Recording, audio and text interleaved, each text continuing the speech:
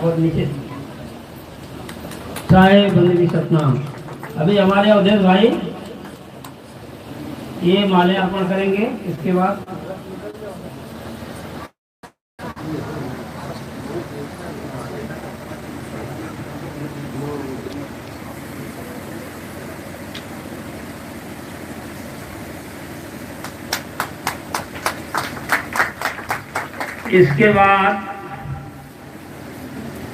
रामनवल भाई ऊंचे बदाम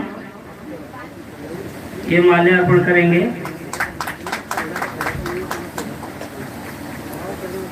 लास्ट में लालचंद अच्छा है, हाँ लालचंद भाई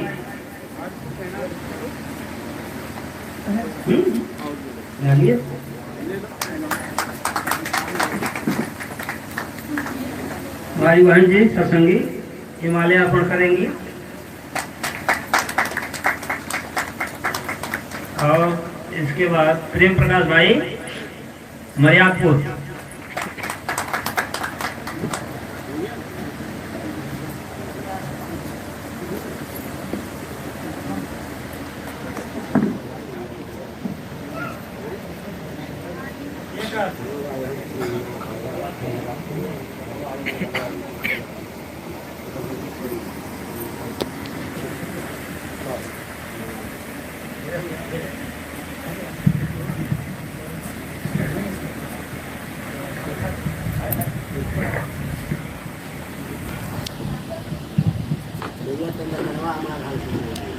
साहिब बंदगी सतनाम। आवाज ठीक करो, थोड़ा आवाज बेटा पतली करो। साहिब बंदगी सतनाम, तीखी करो आवाज पतली। साहिब बंदगी सतनाम, साहिब बंदगी सतनाम, आवाज पतली करो, पतली। गूंज कम करो, गूंजना कम करो। साहिब बंदगी सतनाम।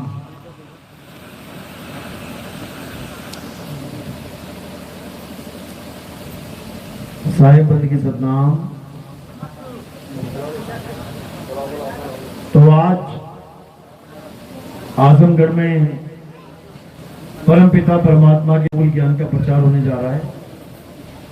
बहुत बड़े भाग है उन जीवों के जो अपने पूरे जीवन काल में एक बार भी इस मूल ज्ञान को सुन पाते हैं, और उससे भी बड़े हैं उन लोगों के भाग जो इस मूल ज्ञान को थोड़ा सा भी समझ पाते हैं, क्योंकि इसको समझना बहुत मुश्किल है।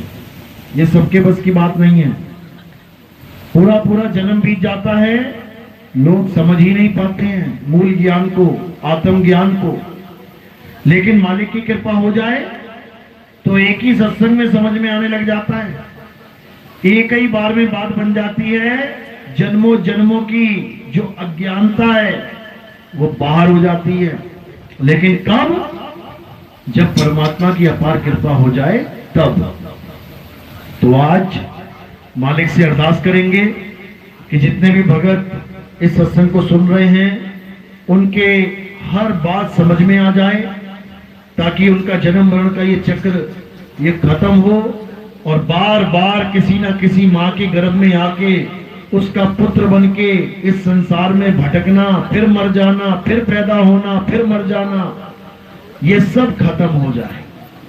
यानी जीव की मुक्ति हो जाए, जन्म मरण का खेल खत्म हो जाए।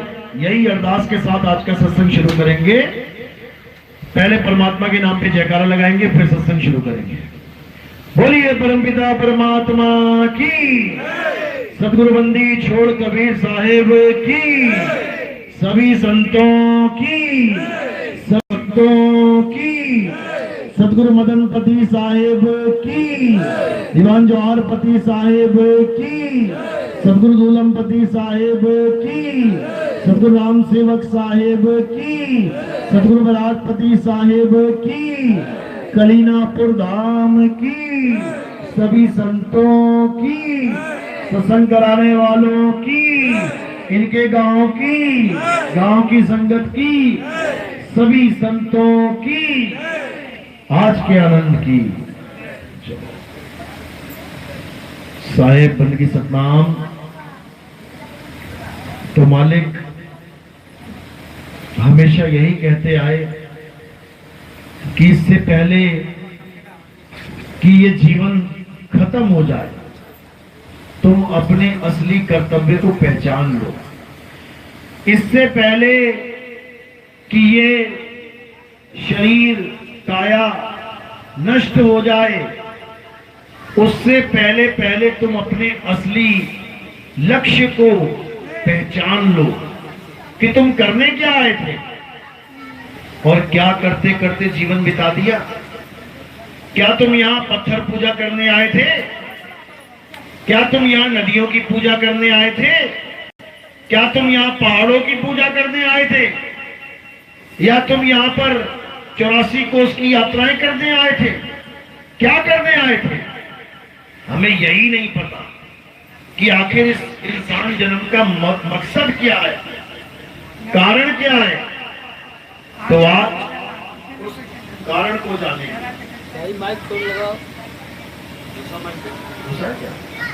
तो आज उस कारण को जानेंगे जिसको जान के हर प्रकार के रोग का निवारण हो जाएगा। यानी ठीक है, यानी हमें वो चीज पता लग जाएगी जो हम इस दुनिया में करने के लिए आए थे। तो क्या करने के लिए आए थे? ये खाना पीना, नाचना गाना, ये बड़ी बड़ी नौकरियां, बड़े बड़े नोट, बड़ी बड़ी दुकानें, बड़े बड़े मकान, बड़े बड़े खेत खलिहान, ये सब करने नहीं आए थे। बड़े बड़े परिवार बना लिए, बड़े बड़े रिश्तेदार बना लिए, बड़े बड़े यार दोस्त बना लिए और पूरा जीवन ऐसे ही गुजारने लग गए खा पी के। ये करने नहीं आए थे हम। हमारा लक्ष्य क्या है उसको जानना है। अगर लक्ष्य प्राप्त नहीं किया तो जो लक्ष्य प्राप्त नहीं करेगा वो अंत समय में रोता हुआ जाएगा, डरता हुआ जाएगा, घबराता हुआ जाएगा, हलचल मच जाएगी अंत समय में, क्योंकि उसने वो काम किया ही नहीं जो यहां करने के लिए आया था। जैसे अगर एग्जाम होने वाला है बच्चों का, अगर उसने पूरे साल पढ़ाई की है तो उसे एग्जाम से डर नहीं लगता, और अगर वो पढ़ाई नहीं है फिर वो डरेगा, पक्का डरेगा। क्यों? अब मरेगा, अब फेल होगा वो। इसी प्रकार अगर हमने वो मालिक को प्राप्त हो जाता है, जो मंदिर जाता है, मस्जिद जाता है, वो भगवान को प्राप्त हो जाता है। जो मेरे हवन यज्ञ करता है, पूजा पाठ करता है, वो पार हो जाएगा। कभी नहीं। जो आत्मा में रमण करता है, जो आत्मा में तृप्त है, जो आत्मा में संतुष्ट है, उसके लिए कोई धार्मिक कर्म कर्तव्य लागू ही नहीं होता। यानी उसके ऊपर ये नियम लागू ही नहीं होता कि हिंदू है तो राम राम कर, मुसलमान है तो अल्लाह अल्लाह कर, सिख है तो वाहिगुरु कर, ईसाई है तो गॉड गॉड कर, यहूदी है तो यहोवा यहोवा कर। कुछ नहीं करना, कुछ नहीं करना। कहीं नहीं जाना कि स्वर्ग में जाना है, महास्वर्ग में जाना है, कि गोलोक में जाना है, ब्रह्मलोक में जाना है, कि शिवलोक में जाना है, पाताल लोक में जाना है। कहीं नहीं जाना कि सतलोक में जाना है, अलग लोक में जाना है, अतः लोक में जाना है, अगम लोक में जाना है, अनामी लोक में जाना है। कहीं नहीं जाना। तो क्या करना है? अरे ना कहीं जाना और ना कहीं आना, आपे में आप समाना, ये करना है। ना कहीं आना, ना कहीं जाना, कहीं आना जाना नहीं है। फिर क्या करना है? आपे में आप समाना, खुद में समा जाना है। खुद में। जैसे अभी कहां समाये हुए हो? काया में। अभी काया में समाये हुए हो तुम। अब कहां समाना है? आत्मा में। कौन समाएगा? ये सुरत समाएगी शुद्ध चैतन्य आत्म स्वरूप में, जिसे आत्मदेव भी कहते हैं, परमात्मा भी कहते हैं, अक्षर निअक्षर भी कहते हैं, निशब्द भी कहते हैं, उसके ही सारे नाम हैं। फिर उसमें समा जाना है, तब कल्याण होगा। तो अब केवल और केवल परमात्मा की बंदगी में रहना है। अब काल भगवान की सेवा नहीं करनी है, अब काल भगवान के नाम नहीं जपने हैं। कई गुरुआ लोग ये बोल के भरमा देते हैं कि हमने काल भगवान का ऋण चुकाना है, देवी देवताओं का ऋण चुकाना है, और उस ऋण चुकाने के चक्कर में हमें सारी उम्र नाम जपवा के हमारा जन्म बर्बाद कर देते हैं। अगर ऋण चुकाना है तो ऋण का हिसाब होता है। 100 रुपए लिया है, 200 रुपए लिया है, 500 रुपए लिया, 1000 रुपए लिया है, लाख रुपए लिया, 10 लाख लिया, करोड़ लिया, 10 करोड़ लिया। अरे बता दो सही कितना लिया और कितने दिन तक मैं ऋण चुका दूंगा।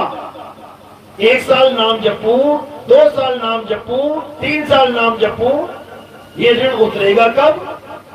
राजा का ऋण और मेरा ऋण क्या एक जैसा है? जो राजा को भी कह दिया तू भी सारी उम्र नाम जप, और भिखारी को भी कह दिया तू भी सारी उम्र नाम जप।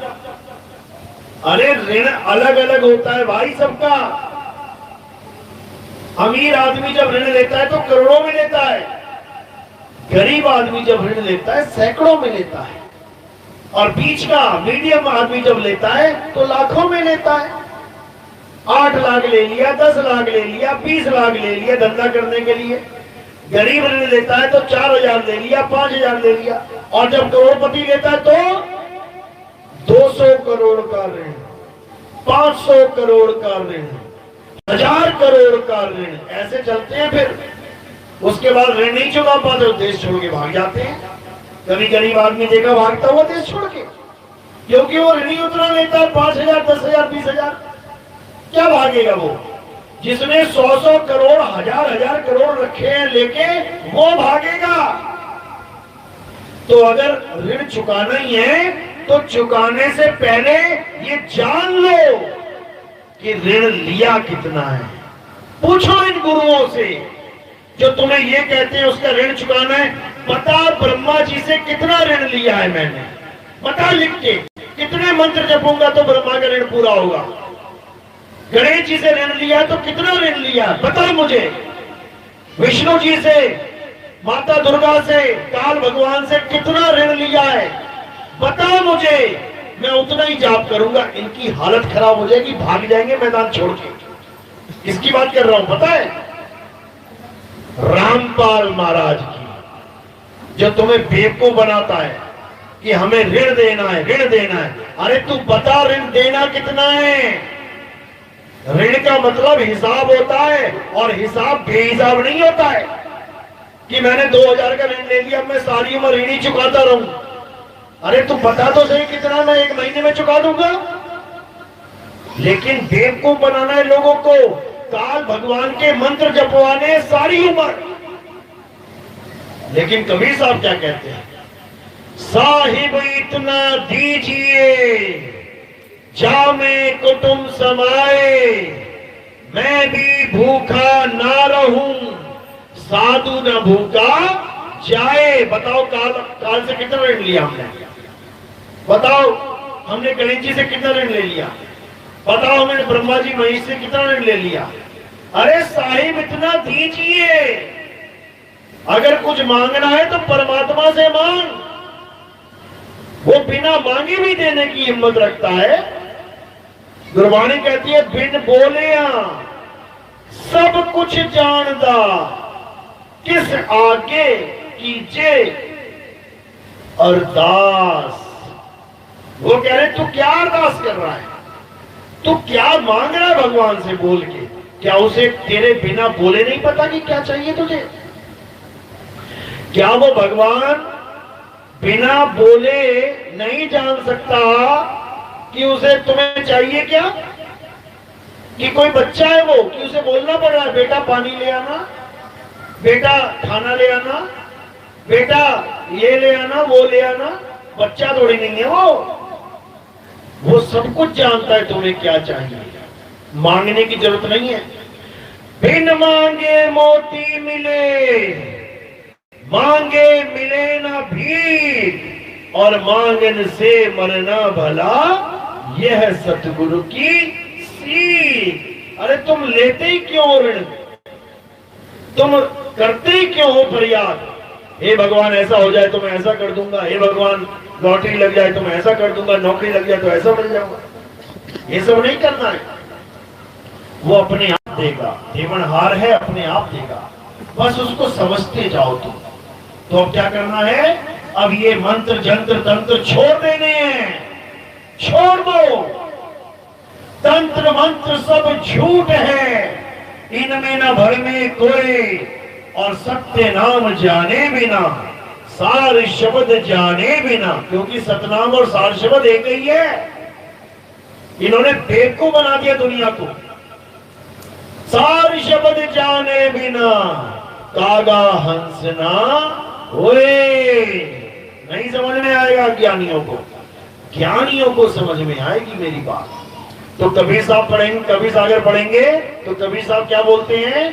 सत्य नाम है सार, बूझो संत विवेक करी, उतरो भव जल पार। सतगुरु का उपदेश यही कि इस दुनिया में सार क्या है, वो सार शब्द क्या है? सत्य नाम ही सार है। सत्य नाम कोई मंत्र नहीं है कि ओम सोहम ओम सोहम ओम सोहम जपू में, बिल्कुल नहीं। सत्य नाम कोई नाम नहीं, ये है आपन रूप, जो जाने इस भेद को पावे आप स्वरूप। जो सत्य नाम को जान लेता है वो अपने स्वरूप को पा लेता है। सतनाम का लखाव कराने वाला ही सतगुरु है, सतनाम के अलावा और कुछ ना देने वाला ही सतगुरु है। सतगुरु सोई सतनाम बतावे, बाकी गुरु कोई काम न आवे। सतगुरु वो है जो तुम्हें सत्य नाम बता देता है कि सतनाम है क्या। बाबा जय गुरुदेव ने अपने सत्संगों में 1980 में इसी सतनाम का भेद खोला था परमात्मा की कृपा से, लेकिन संगत नहीं समझ पाई, किसी ने सवाल ही नहीं किया। क्या बोला बाबा जय गुरुदेव ने? कहते बच्चा, आज जो तुम इन 5 नामों से पार हो रहे हो, कौन से 5 नाम? निरंजन, ओंकार, रारंकार, सोहंग, सतनाम। राधा स्वामी में निरंजन की जगह ज्योत निरंजन बोला जाता है, बाकी नाम सेम है, क्योंकि घर की खेती है, बदलते रहो। खेत तुम्हारे पास है, आज प्याज लगा लो, कल लहसुन लगा लो, आज अदरक लगा लो, कल भिंडी लगा लो, कल गाजर लगा लो। इन लोगों ने नाम को ये बना दिया है, घर की खेती बना दी है। स्वामी जी महाराज से दोनों गद्दियां चली, बाबा जय गुरुदेव वाले भी और राधा स्वामी वाले भी। अगर एक ही नाम स्वामी जी महाराज ने दिया होता एक जैसा, तो ये बदल कैसे गए? जय गुरुदेव बाबा के पंथ में निरंजन, ओंकार, नारंकार, सोहंग, सतनाम चल रहा है। राधा स्वामी में निरंजन नहीं चल रहा है, ज्योत निरंजन। अभी ज्योत कहां से आ गई? वहां चल रहा है ज्योत निरंजन, ओंकार, नारंकार, सोहंग, सतनाम। अब इसी राधा स्वामी से अलग हो गए बाबा धन धन सतगुरु वाले, तेरा ही आसरा। ये बाबा जो राम रहीम है आजकल, अब उन्होंने क्या किया? 5 नाम डेरे से लिए, ब्यास से, पंजाब से नाम लिए, हरियाणा पहुंचते पहुंचते नाम ही बदल गए। वहां क्या हो गया? 5 नाम छोड़ दिए और क्या पकड़ा दिया? 3 नाम पकड़ा दिए, सत्य पुरुष, अकाल मूर्त, शब्द स्वरूपी राम। अब पता लगा है कि उसमें से भी कई गद्दियां अलग निकल गई, वो 3 नाम भी छोड़ दिए। अब वहां क्या देने लग गए? धन धन सतगुरु तेरा ही आसरा। बस यही जपते रहो सारी उम्र। बर्बाद कर दिया इन लोगों ने, इस जीव को बर्बाद कर दिया इन गुरुआ लोगों ने। कबीर साहब यही समझा रहे हैं कि घर की खेती बना ली इन लोगों ने। 52 अक्षरों के द्वारा, ये 52 अक्षरों का कैलेंडर देख लेना, बच्चों के स्कूल में होता है, छोटे बच्चों की कक्षा में होता है। आंगनबाड़ी में जाओगे, वहां कैलेंडर होगा, उसमें क्या लिखा होगा? आ ई ओ ता था गा का छा छा, ये सब लिखा होगा। तो इन गुरुआ लोगों ने क्या किया, घर की खेती बना दी, उन्हीं अक्षरों में से कोई ना कोई अक्षर निकाल के नाम बदल बदल के रखते रहते हैं। कबीर साहब ने इन्हीं लोग को लताड़ा है, कहते हैं 52 अक्षर जोरे आन, सक्या न अक्षर एक पहचान, सत का शब्द कबीरा कहे, पंडित होए सो अनभय रहे, पंडित जन को एओ व्यवहार, ज्ञानवंत को तत्व विचार, जाके जीव जैसी बुद्धि होई, और कहे कबीर जानेगा सोई। कहते 52 अक्षर जोरे आन। इन सारे गुरुआ लोगों ने क्या कर रखा है, सारी दुकानों पे 52 अक्षर सजा रखे हैं। मेरे गुरुजी के पास आ जाओ, वो सच्चा नाम देते हैं। अच्छा, चल पड़े वहां पे, क्या दे दिया? राम राम राम, 2 अक्षर दे दिए, राम, आकर डंडा लगा दिया। दूसरा गुरु मिल गया, अरे हमारे पास लो बेटा नाम, वहां क्या ले रखा, असली नाम हम देते हैं, आप दे दो। बोलो हरे कृष्णा हरे कृष्णा। अब रा और मां बदल दिया, ये अक्षर छोड़ दिए, आप कौन से पकड़ लिए? हा रा, एक ही मात्रा, का र श न, आका डंडा। अक्षर छोड़ दिए, अक्षर ही पकड़ लिए। फिर अगला गुरु मिल गया, अरे हरे कृष्णा नहीं करना है, असली नाम कुछ और है। अच्छा, वो क्या है? सोहंग है। अब ये वाले अक्षर छोड़ दिए, अब कौन से पकड़ लिए? सा ओ हंग। अब ये अक्षर पकड़ लिए। फिर कोई गुरु मिल गया, अरे ये अक्षर झूठे हैं, तो असली कौन सा है? असली है सत सुकृत अविगत कबीर, ओम ओम ओम ओम कलिंग कलिंग कलिंग कलिंग हरि। बताओ, अब वो अक्षर छोड़ दिए और ये अक्षर पकड़ के बैठ गया, यानी जहर छोड़ के जहर ही खाता जा रहा है। जहर छोड़ता है, जहर ही पकड़ लेता है, अक्षर छोड़ता है, अक्षर ही पकड़ लेता है। कैसे कल्याण होगा? कबीर साहब समझाते हैं, 52 अक्षर लोक त्रय, सब कुछ इन्हीं माही, ये अक्षर खिल जाएंगे, वो अक्षर इनमें नहीं। कर दिया खुलासा, कर दिया निबेड़ा कि 52 अक्षरों में ये अक्षर नहीं है भाई, ये 52 से परे है, ये तत्व है, नाम नहीं है। पानी तत्व है, केवल नाम नहीं है। अग्नि तत्व है, नाम नहीं है। इसी प्रकार परमात्मा तत्व है, केवल नाम नहीं है। इसी प्रकार ज्ञान तत्व है, तत्व ज्ञान चाहिए, नाम नहीं। ये नाम जप के काम बन जाएगा, नहीं बनेगा। तो कबीर साहब नाम का खंडन करते हैं, जपने वाले नाम का, और कबीर साहब नाम की महिमा गाते हैं, तत्व नाम की, असली आत्म देव के नाम की। तो कह रहे तुमसे कहूं मैं नाम विचारी, ना वो ज्योत ना पुरुष ना नारी। मैं उस तत्व की बात कर रहा हूं जो नारी और नर नहीं है, शरीर नहीं है। क्या है?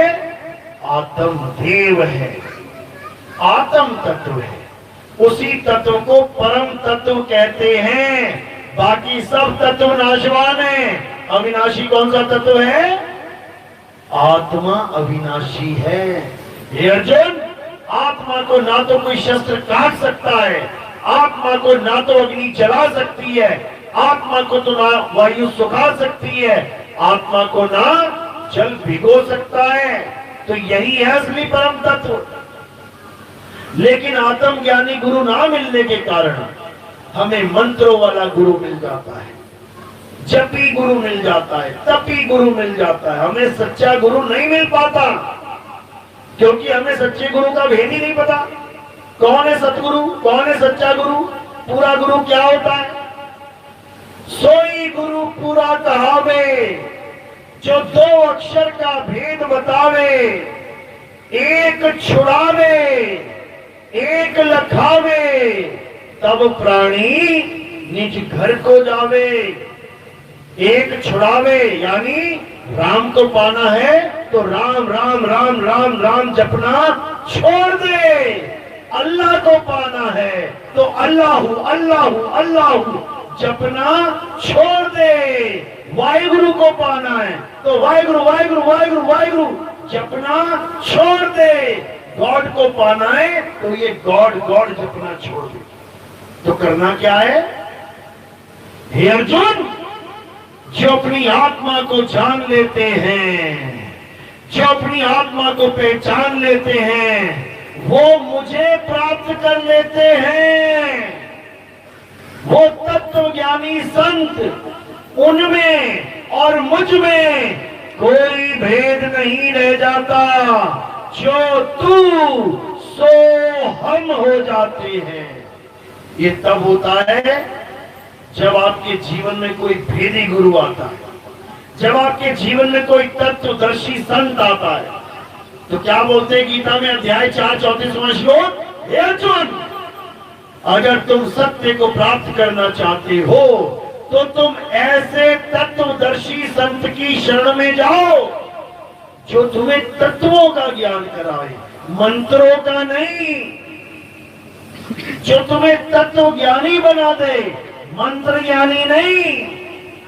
जो तुम्हें तत्वों का भेद समझा दे कि असली तत्व क्या है, नकली तत्व क्या है, अखंड तत्व क्या है और खंडित तत्व क्या है, सत्य तत्व क्या है, असत्य तत्व क्या है। और फिर क्या करेगा? एक छुड़ाए, ये नकली माल छुड़वा देगा। एक लखाए, असली आत्मदेव को लखा देगा। तब प्राणी निज घर को जाए। तब पहुंचोगे अपने घर, नहीं तो यहीं धक्के खाओगे जन्म मरण में। यहीं आजमगढ़ में जमजम मरे मरे फिर जम्मे, यहीं पे हालत खराब होती रहेगी। क्यों? जिससे कुछ लिया है उसको देने के लिए यहीं आना पड़ेगा। ये लेना देना चलता रहेगा। किसी का माल खा के मरोगे तो बैल बन के आओगे, मारेगा लाठी अलग और काम से पैसा वसूली अलग करेगा। किसी का माल खाओगे घोड़ा बन के आ जाओगे, लाद देगा घोड़ा गाड़ी में, मार मार के चाबुक सारी उम्र पैसे कमाएगा, पूरे पैसे लेगा अपने। जितने तुम मार के गए थे ना, जितना तुम उसका गबन करके गए थे, सारा निकलवा लेगा, चीखे निकलवा के निकल आया साहब। रोते भी फिरोगे और धोते भी फिरोगे, समझ लो। तो क्या करना है अब सत्य को जानना है। सत्य एक है, परमात्मा ही सत्य है, और वो सत्य कहीं दूर नहीं है, आप में भी है, हम में भी है, सब में है।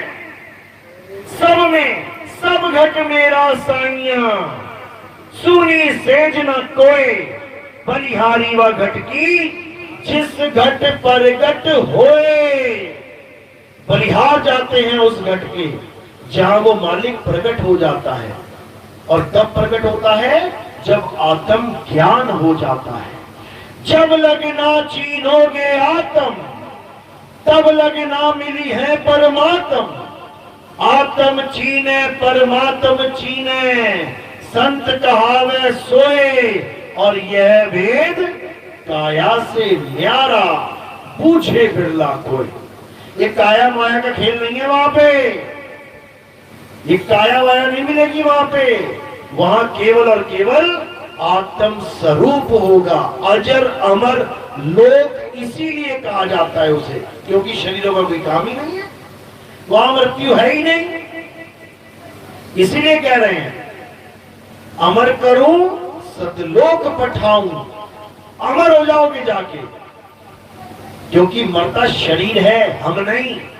वहां शरीर होगा ही नहीं, ना आकार और ना निराकार। अरे सरगुण निर्गुण दोनों से न्यारा, जानेगा कोई जानन हारा। समझो इसको। चलो तो आज का सत्संग यही समाप्त करते हैं। मेरी बात किसके समझ में आई? हाथ खड़ा करो जरा। किस किसके समझ में आई? बहुत अच्छी बात है, पूरा आजमगढ़ जाग गया। अभी थोड़े दिनों बाद कोई त्योहार आ जाएगा माता का, दुर्गा का और राम जी का, तो मंदिर में खड़े मिलोगे आरतियां लेके, भूल जाओगे कौन सी आत्मा कैसी आत्मा। नितिन दास क्या बता रहा था, भूलना नहीं है। माँ से ज्ञान लेके आती हो ना कि बेटी दूध में कभी नींबू मत डालना, फट जाएगा। आ गया ना ज्ञान समझ में? कितने दिन तक रखना उसको याद? कब तक रखना है? सारी उम्र तक। इसी प्रकार अगर आज जो ज्ञान समझ में आया है, कब तक समझ के रखना है इसको अपने पास? सारी उम्र तक। ये नहीं कि सत्संग था तो आत्मा आत्मा और चले गए तो पत्थर पत्थर। ये आत्मा से पत्थर में ट्रांसफर मत हो जाना। पत्थर की पूजा करने वालों के लिए ही बोला गया है। क्या तेरी अकल पे पत्थर पड़े थे? कहते हैं ना, अकल पे पत्थर पड़ जाना, यही है वो पत्थर। और आसमान से नहीं टपकेंगे कोई। तो अब आत्मा की पूजा करनी है, आत्मदेव को जाना है। तो हमारे यहाँ आत्मा की पूजा कैसे होती है? हमारे यहाँ आत्मा की आरती होती है। आत्मा की आरती वो कैसे होती है? क्योंकि शरीर में आत्मा विराजमान है। ये जो ज्ञान आप ले रहे हैं, ये आपको आत्मा ही दे रही है। उसी आत्मा को हम गुरु कहते हैं, शरीर को हम गुरु नहीं कहते। हम अविनाशी आत्मा को गुरु कहते हैं। तो आप अविनाशी आत्मा की आरती कैसे करते हैं? थोड़े से फूल लेने हैं आपने, मेरे सिर पे रख देने हैं। जब मेरे सिर पे रख दोगे तो क्या होगा? पैर के अंगूठे से लेकर सिर की चोटी तक ये क्या दिख रहा है? नाशवान काया। और हमने आरती किसकी करनी है? आत्मा की। तो हमने क्या किया? काया से परे इन फूलों को चढ़ा दिया। ये आत्मदेव के चरणों में समर्पित हो जाते हैं। तो फूल रखने हैं सिर के ऊपर, थाली को हाथ लगा के नमस्कार कर लेना है। इसमें ज्योत जलती है। ज्योत का क्या इशारा होता है? अज्ञान से ज्ञान की तरफ चले जाना। अंधकार है अज्ञान और ज्योत है प्रकाश, ज्ञान। इसको ये नहीं सोचना है कि ये पत्थर को पूजने वाली ज्योत जलाई है हमने, बिल्कुल नहीं। ये ज्ञान रूपी ज्योत है। और अगर कोई प्रचार में सेवा करना चाहेगा, प्रचार में योगदान करना चाहेगा, तो सेवा केवल पैरों में रखनी है। क्योंकि माया का स्थान संतों के चरणों में है। चरणों की दासी है माया, उसको चरणों में रहने देना है और फूल को सिर के ऊपर रखना है। चलो आज का सत्संग यही समाप्त करते हैं। हमारा सत्संग यूट्यूब चैनल पे आता है। चैनल का नाम सुन लो, कहत कबीर सुनो भाई साधो नितिन दास। जब ये चैनल आप डालोगे यूट्यूब में, बोलोगे तो ये आ जाएगा। यहाँ पे आप लिख दोगे नितिन दास के सत्संग, तो आपको दुनिया भर के सत्संग मिलने शुरू हो जाएंगे। मेरे ही नाम पे होंगे, मेरी फोटो होगी उसमें, उसको सुनना शुरू करो। धीरे धीरे धीरे धीरे ऐसी जागृति हो जाएगी कि ज्ञान अज्ञान के भेद सारे खुल जाएंगे और तुम जीते जी मुक्त हो जाओगे। मरने के बाद नहीं, जीते जी मुक्ति मिल जाएगी। ये ऐसा ज्ञान है, याद रखना इस बात को। मरने के बाद किसी को मुक्ति नहीं मिली। यहाँ से रोता रोता जाता है, हाय बचा लो हाय बचा लो, तो तुम्हें क्या लग रहा है स्वर्ग में पहुंच गया? वो पहले ही अपने कर्मों से डर रहा है कि मैंने ऐसे ऐसे कर्म किए, मुझे बचा लो मुझे बचा लो, तो तुम्हें क्या लग रहा है स्वर्ग चला गया? लिख दिया मेरे पिता का स्वर्गवास हो गया। नरकवास किसका होता है? फिर पूरे भारत में एक भी कार्ड दिखा दो किसी के भोग का जिसपे लिखा हो मेरे पिता का नरकवास हो गया, यानी सबकी टिकट स्वर्ग की कट रही है। दुनिया भर का पाप कर रहे हैं, दुनिया भर का दारू पी के झगड़ा करके कत्ल कर दिया, गुंडई कर रहे हैं, मर रहे हैं, और लिख क्या रहे? स्वर्गवास हो गया। इतना आसान नहीं है भैया स्वर्गवास। राजा हरिश्चंद्र जैसों का स्वर्गवास होता है, समझे? नहीं तो एक एक कर्म का हिसाब होता है। चलो बोलिए परम पिता परमात्मा।